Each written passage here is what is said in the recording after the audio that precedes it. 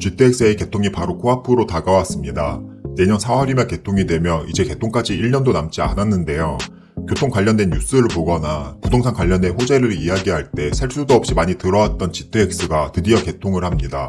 교통이 언제 개통이 된다는 계획은 국가에서 맨날 틀리고 미뤄지지만 최근 GTX-A 동탄 수서 구간은 시운전까지 진행이 되어서 이제 정말 개통될 날만 기다리고 있습니다.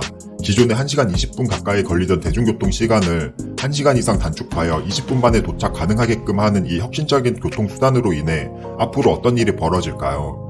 오늘 영상에서는 GTX로 인해서 교통이 정말로 좋아지는지와 이로 인해서 부동산, 아파트 집값에는 어떤 영향을 줄지 알아보겠습니다.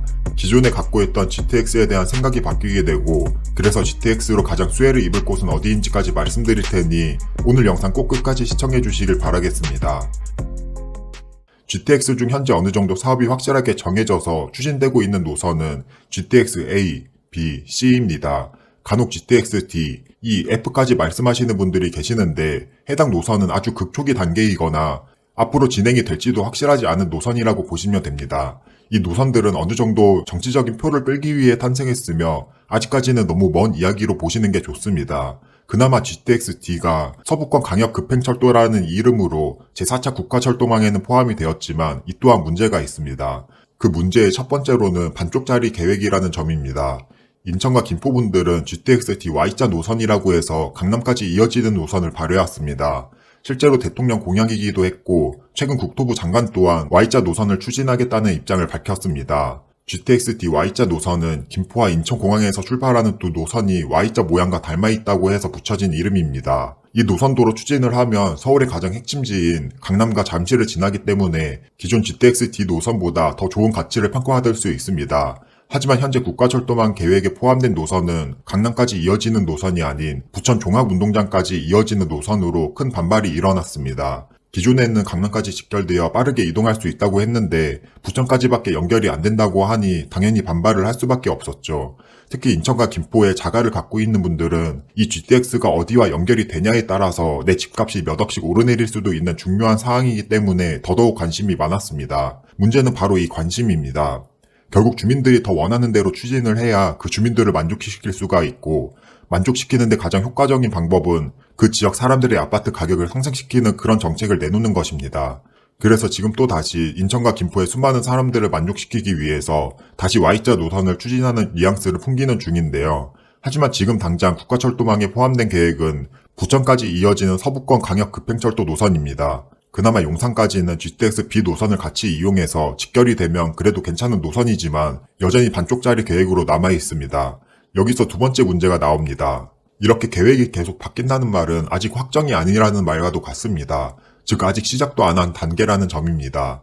만약 GTX-D Y자 노선으로 추진하기로 결정이 된다고 해도 다시 국가철도망 계획에 포함이 되어야 하고 또 타당성 검토도 받아야 하는 등 갈 길이 너무 멉니다.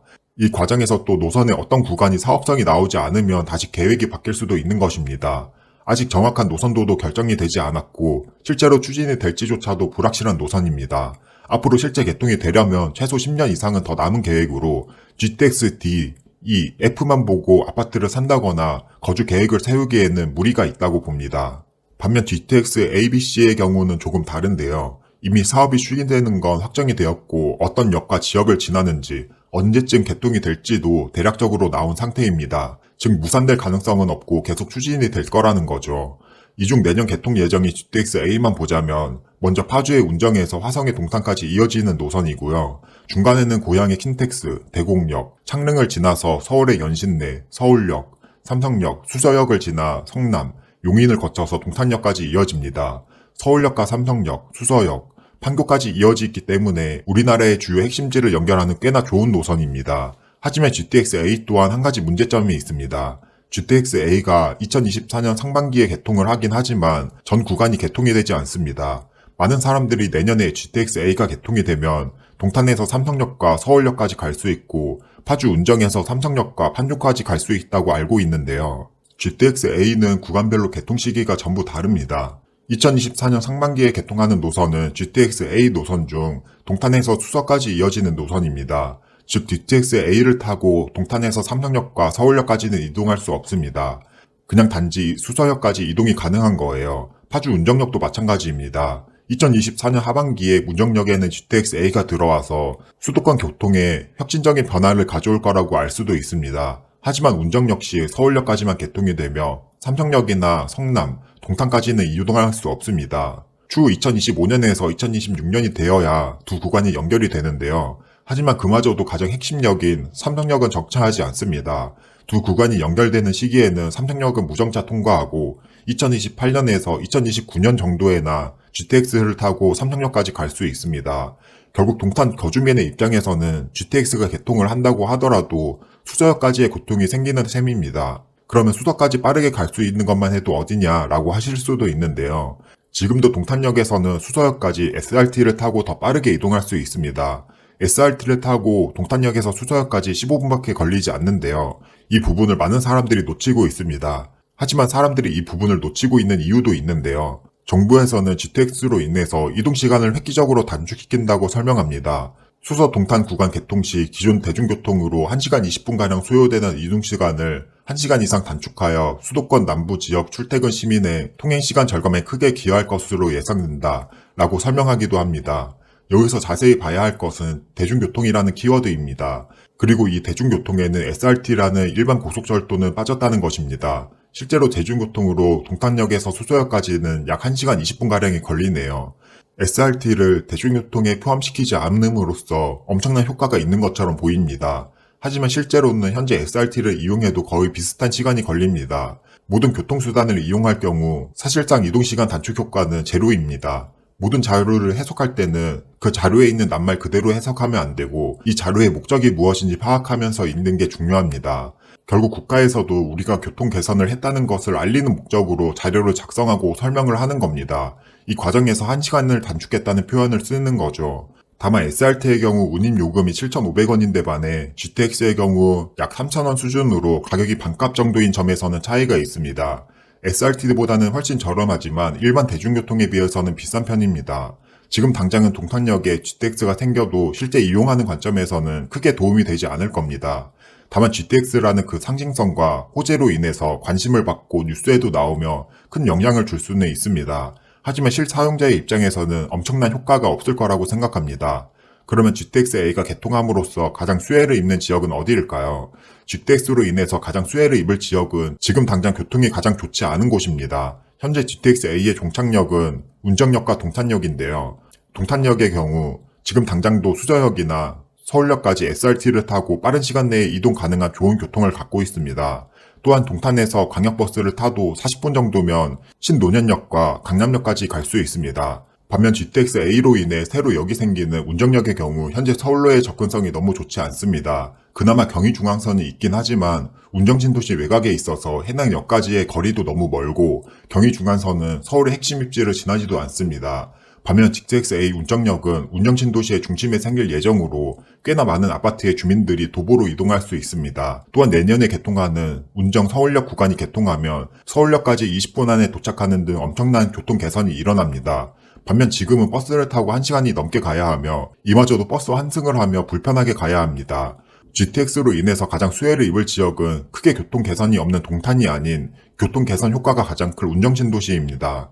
다만 지금 당장 사람들이 동탄 신도시에 더 많은 관심을 갖고 있고 아파트 가격도 더 비싸기에 동탄이 엄청난 수혜를 입을 거라고 생각하고 있습니다. 하지만 실제로 내가 그 지역에 거주한다고 생각해보면 실사용자의 입장에서는 정반대라는 것을 알아야 합니다. 부동산의 경우 어떤 특정한 호재에 따라서 가격이 몇 억씩 움직이기도 합니다. 특히 GTX라는 우리나라에서 가장 중요한 교통 호재에는 더 크게 반응하겠죠. 하지만 조금 더 세밀히 살펴봐야 합니다. 단순히 GTX가 들어온다고 다 똑같이 좋아지는 게 아닙니다. GTX가 없어도 현재 교통이 좋은 곳은 덜 좋아질 거고 GTX로 인해서 교통이 획기적으로 좋아지는 곳은 더 좋아질 겁니다. 이에 따라서 GTX 호재로 인해 가격이 많이 올랐지만 실제 효과가 그리 크지 않다면 가격은 덜 오를 거고 실제 효과가 더 크다면 가격은 더 오를 겁니다. 물론 2028년이 지나서 GTX-A 전 구간이 개통한다면 동탄역 또한 지금보다 훨씬 더 좋아질 거라고 생각합니다. 하지만 지금 당장은 GTX-A가 개통해도 교통 측면에서 얼마나 개선이 되는지는 의문입니다. 그러면 마지막으로 아파트 투자의 관점으로 살펴보려고 하는데요. 본격적으로 말하기 전에 지금까지 내용이 도움이 되었다면 구독은 꼭 눌러주시고요. 먼저 동탄역 인근의 아파트는 이미 반등을 너무 많이 했습니다. 작년 말에서 올해 초 바닥을 찍고 많게는 바닥 대비 30% 가까이 반등을 했습니다. 저는 이렇게 전 고점을 향해 가고 있는 곳은 투자하든 실거주든 그리 추천하지는 않습니다. 바닥을 찍고 오른 만큼 떨어질 확률도 높거든요. 다시 대세 상승장이 온다면 손해는 보지 않겠지만 이 또한 확률 게임입니다. 그냥 운에 맡기는 행위예요. 또한 지금은 전세가율도 50%가 채 되지 않습니다. 전세가율이라는 지표가 아파트 고평가로 가고 있다는 것을 너무 확실하게 보여주기에 이미 반등한 아파트는 사지 않는 것을 추천드립니다. 그러면 앞으로 교통이 확 좋아질 파주 운정은 어떨까요?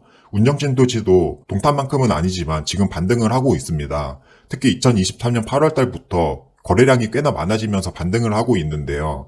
6억 초반의 가게에서 8억 가까운 금액까지 거래가 되는 상태입니다. 아직은 GTX 도박권 아파트 중 7억 언더에도 매수 가능한 신축 아파트가 있으니 지금 상황에서는 괜찮다고 생각을 합니다. 또한 운정신도시의 경우 아직 청약도 남아 있습니다. 신도시이기 때문에 공공택지에서 분양을 하기 때문에 분양가도 일반 재개발이나 민간 택지 대비 높지는 않습니다. 그래서 운정신도시의 경우 청약이 있을 때 꽤 추천드리기도 했고요. 아직은 GTX 역세권 아파트 분양이 전부 끝나지 않았고 이런 아파트는 안전마진이 1억 이상이 되는 경우가 꽤 있기 때문에 청약을 노려보는 것도 좋은 선택입니다. 오늘 영상에서는 GTX-A가 개통함으로써 발생된 일들에 대해서 다뤄봤습니다. 정리를 하자면 GTX는 구간별로 나눠서 개통을 하며 2024년에 개통을 해도 크게 교통 개선이 안 되는 지역이 있고 교통이 획기적으로 좋아지는 지역도 있습니다. 그리고 이왕 아파트를 살 거면 교통이 크게 개선이 되는데 가격은 아직 그리 비싸지 않은 그런 아파트를 사야 합니다. 그럼 오늘 영상도 많은 도움이 되었으면 좋겠고 도움이 되셨다면 구독과 좋아요, 댓글까지 부탁드립니다.